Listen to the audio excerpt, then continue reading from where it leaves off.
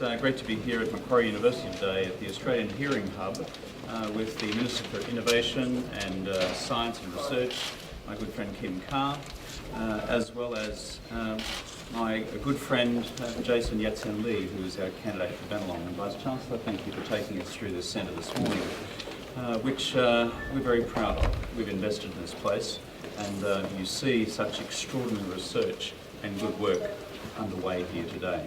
And for full disclosure, I'm using notes also today, if you just take due attention to that, consistent with my normal practice of using notes. I prefer to be across the detail wherever I can. This is a great centre, a really good centre. I remember with Kim way back when we decided to invest $40 million into the construction of the Australian Hearing Hub. And what I've seen this morning is an extraordinary reflection of the high quality work which is underway here. This is, I'm advised, one of the best centres in the world, and when it comes to hearing sciences, it is helping to make Australia a genuine world leader in this area of critical research. And this is research which affects so many hearing impaired folk right around the world, right around Australia, including little kids. So it's been an honour actually to mix with some of the professionals at work here this morning and see the terrific things that they are doing. There are 5 core reasons why we're seeking support from the Australian people for this upcoming election in our building Australia's future. Number 1, we believe in building the new industries of the future to adjust for the end of the mining boom, and through those new industries to create the new jobs of the future. Number 2, we believe in building the best education system in the world, and that means implementing our Better Schools plan right across the country so that we have the one-on-one attention which young Australians need in the classroom, so that they can end up here in places like the Hearing Hub with the sorts of professional skills which are needed. Number 3 is we believe in maintaining a first-class health and hospital system that caters for our ageing population, but on top of that, building Australia's first disability care system. Number 4 is we believe in building for the future through a national broadband network. And I look at all the young researchers here today, if they're not linked in with high speed, high reliability, lowest cost possible broadband, then frankly, they can never be cooking with gas. It's part and parcel of how research is done these days. And we're passionate about that as a building block for Australia's economic future. Number 5 is building, of course, a clean energy future for Australia. And I looked at some figures recently which says, for example, that solar panels on roofs. I think when we were elected to office, Kim, we had about 7,000 or 10,000 houses with solar panels. I stand to be corrected. Now there's more than 1 million. And this is all helping to build a clean energy future as well as deal with the challenge of global warming. And to do all these things and to build our future, we need a new way of approaching these challenges as well. What I'm here to do today is to announce another investment in how we create the new industries and new jobs of the future now that we see the end of the China mining boom in sight.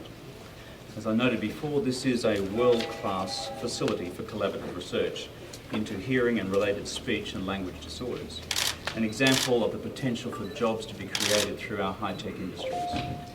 I've always said before, I never want to be the Prime Minister of a country that doesn't make things anymore. You know something, we've got about just under 1 million Australians who are working in manufacturing, and manufacturing is the end point of innovation and research and technical application and venture capital to make it all work. And we are in this country making extraordinary devices to assist with people's hearing disorders. And so much of the research is done here. Manufacturing is not just about yesterday, manufacturing is also about tomorrow. And it's built on these pillars of innovation and research and commercial application. Therefore, we believe what we need for the future of our manufacturing is to continue to move up the value-added chain into high-tech, high-skilled sectors, and for all of our workers to be able to lift their skills on the way through. So today, I announce that if our government is returned to office, will invest $35.6 million working with business and institutions like this to begin to retrain our manufacturing workforce for the future.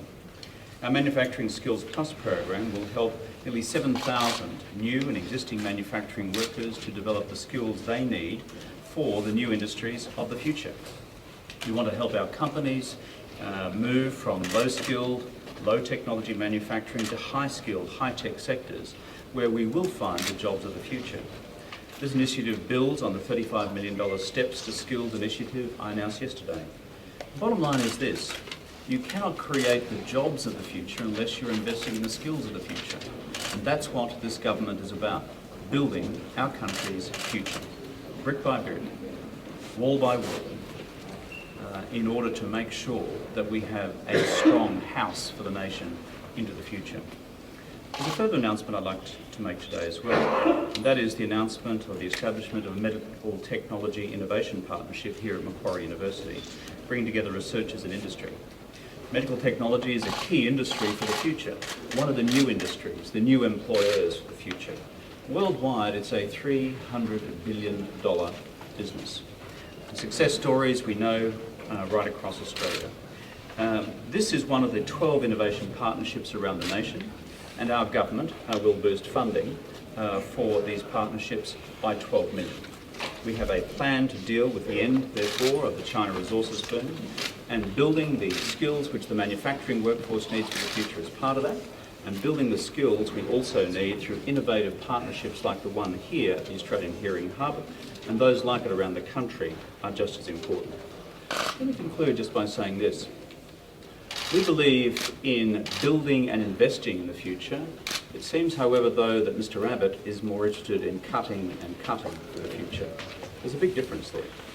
I believe we need to focus on this squarely as we move into the final month of this election campaign. We believe that you've got to invest in the future, but what I see, however, is Mr. Abbott still not being upfront about where his $70 billion worth of cuts will come in terms of education, health and, of course, jobs. I fear that the reason for this is that Mr. Abbott wants to keep all this under wraps and not come clean with where his $70 billion worth of cuts will happen, because he's frightened about what the people of Australia might do if they found out. Mr. Abbott has today, however, gone one step further. Mr. Abbott today says that he wants to emulate Jeff Kennett's golden age in Victoria nationwide. That's what he said. He regards Jeff Kennett as representing a golden age, and he therefore embraces that, we presume, as his model for the future. Let me say a thing about that in terms of the model which he would embrace. In the period that Mr. Kennett was Premier of Victoria, 300 public schools were closed, 9,000 teachers and school staff were sacked, 3,500 nurses were sacked, 17 hospitals were closed, 800 police officers were sacked, 45,000 public servants were sacked, and unemployment peaked at 12.3%, and state taxes ended up being the second highest in Australia. So if that is the golden age that Mr. Abbott embraces for Australia's future, I think the people of Australia will legitimately ask, where are your $70 billion worth of cuts going to fall? On top of this, we also have a call to arms from the Liberal National Party Premier of Queensland, saying, and I see it reported in the press today, that a Queensland-style austerity measures program is working in Queensland and calling upon Mr. Abbott to do the same. So, what's happened in all these places, whether it's Queensland, Victoria under Premier Kennett, and what Mr. Abbott is proposing is a commission of audit, no details attached, if they're elected, and then the cuts and the cuts and the cuts roll in. I worry about that at the level of the general economy, because if you cut that much, the real risk you'll plunge the economy into recession, and that'll have an effect on all jobs. But particularly when you embrace Mr. Kennett's golden age, that's Mr. Abbott's words, golden age in Victoria as, I presume, a model for the future, I think we need to know precisely where that goes. So what's our vision for building Australia's future? It's about building the future by investing in the future industries and jobs we'll need with the end of the China mining boom. Whereas Mr. Abbott's vision is one of cut, cut and more cuts without giving us the details.